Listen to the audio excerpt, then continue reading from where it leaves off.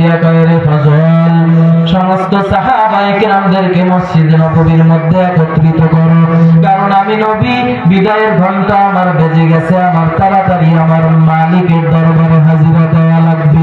কার কি হক আছে আমার কাছে দাবি পূরণ করে নিবে, সবাইকে ডাক দাও। ফজল রাদিয়াল্লাহু তাআলা আনহু নবীজির কথা মোতাবেক সবাইকে ডাক দিলেন। ডাক দেওয়ার পরে নবীজি সাহাবায়ে কেরামদেরকে উদ্দেশ্য করে বলতেছেন, সাহাবায়ে কেরাম, আমার কাছে কার কি দাবি আছে বলো, আমি পূরণ করে দিব। কারণ হাসরের ময়দানে আমি আল্লাহর আদালতে আসামি হিসেবে দাঁড়াইতে চাই না। একজন সাহাবী ডাক দিয়া কয়, আমি 3 দিরহাম পাবো আপনার কাছে। আল্লাহর নবী তাকে দিয়া দিলেন। আর একজন সাহাবী ডাক দিয়া কয়, রে নবী গো, একটা যুদ্ধের ময়দানে আপনি লাঠি ঘুরাইতেছিলেন কাফেরদের বিরুদ্ধে, ওই একটা লাঠির আঘাত আমি সাহাবীর পিঠের মধ্যে পড়েছিল নবী, আমি ওই লাঠির আঘাতটা আপনার পিঠের মধ্যে দিতে চাই। সাহাবায়ে কিরাম সবাই ক্ষিপ্ত হয়ে গেল। হযরত ওমর হাতা খাসায়, হযরত আবু বকর গরম হয়ে গেল, নরম সাহাবী, হযরত ওসমান গরম, হযরত আলীও গরম হয়ে গেল। ও সাহাবী, কি বলতেছ? তোর কি মাথা ঠিক আছে নাকি? যেই নবীর কারণে ইসলাম পাইলাম, যেই নবীর কারণে আল্লাহ চিনলাম, লাউলা কালামা খলাকুল আফলাক, যেই নবী না হইলে সাহাবী তুইও হইতি না, আসমান জমিন কিছুই হইতো না। কথা ঠিক না বেঠি? যেই নবীর জন্য সব পাইলাম। আল্লাহর নবী কয়, খামোশ হয়ে যাও, রাগ করিও না, কারণ দুনিয়ার জমিনে যদি আমাকে প্রহার করে যদি দাবি পূরণ করে নেয় আমার জন্য বড় ভালো, তারপরেও তো আল্লাহর আদালতে দাঁড়ানো আমার লাগবে না। ও মুসলমান ইমানদার, বোনের হক ঠকাইয়া খাইছেন, ভাইয়ের হক ঠকাইয়া খাইছেন, মুসলমানের আইন ঠকাইয়া খাইছেন, কি জবাব দিবেন আল্লাহর দরবারে? হিসাব মিলাইয়া কবরে চলিয়া যাইয়েন রে বাবা, না হয় কোনো উপায় থাকবে না। আল্লাহর নবী কয়, ঠিক আছে, দাবি পূরণ করতে দাও।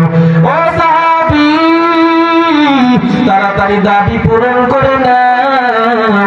সাহাবী কয়, পয়গম্বর, লাঠি তো নাই, কয়েকটা লাঠি আনো।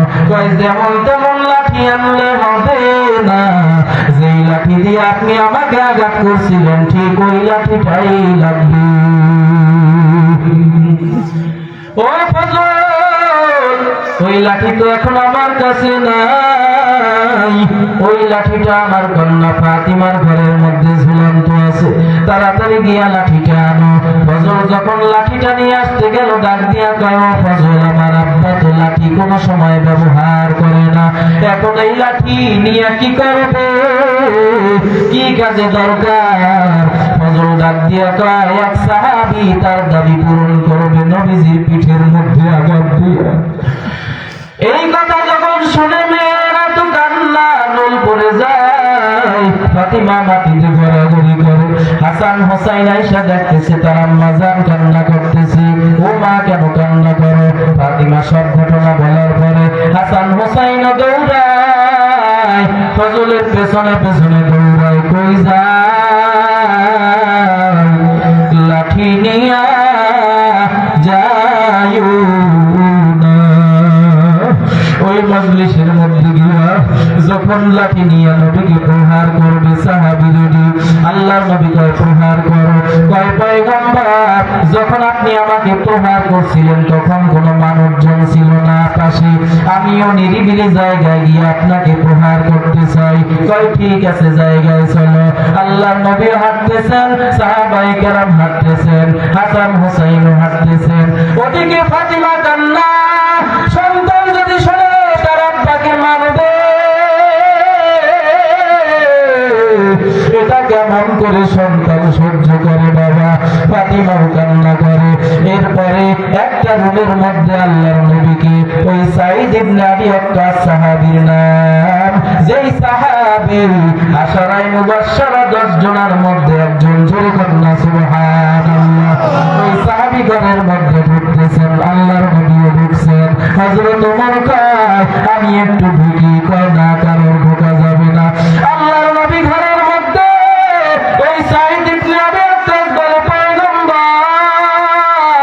আপনার জামা মুবারকটা খুলেন রে পয়গম্বর, যখন আপনি আমাকে আঘাত করছিলেন তখন আপনার গায়ের আমার গায়ের মধ্যে কোনো জামা ছিল না, খালি গায়ে ছিলাম।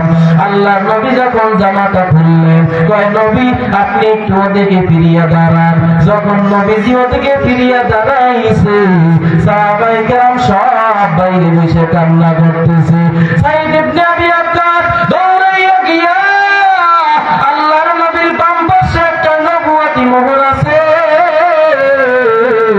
ওই মোহরের উপরে একটা সুন্দর দিয়া আল্লাহর নবীকে ওদিকে ঘুরাইয়া সাঈদ ইবনে আবি ওয়াক্কাস বলে পয়গম্বর এই নাটকটা করা আমার বেয়াদবি, আপনি আমাকে মাফ করে দিবেন। আমি তাকাইয়া দেখি আমার জীবনে তেমন কোনো আমল আমি দেখি না নাজাত পাওয়ার জন্য। আমি জানি আপনার একটা নবুয়তি মোহর আছে, ওই মোহরের উপরে যদি কেউ চুম্বন করতে পারে তার জন্য নাকি আল্লাহ তাআলা জান্নাত রেখেছে। ও নবী শুধু এই কারণে আপনি আমাকে মাফ করে দেন। আল্লাহর নবী কান্না করে, সাহাবীও কান্না করে। আল্লাহর নবী ডাক দিয়া কয় সাহাবী তুই আমার এই নবুয়তি মোহরের উপরে চুম্বন করলি না জানো, তোর জন্য জান্নাত ওয়াজিব করে ফেলাইছো। ইমামুল আউয়ালিনা আল আখিরিন বাহরে সাদাকা রাহমাতাল লিল আলামিন। ওই নবীর ভালোবাসা লাগবে কি লাগবে না?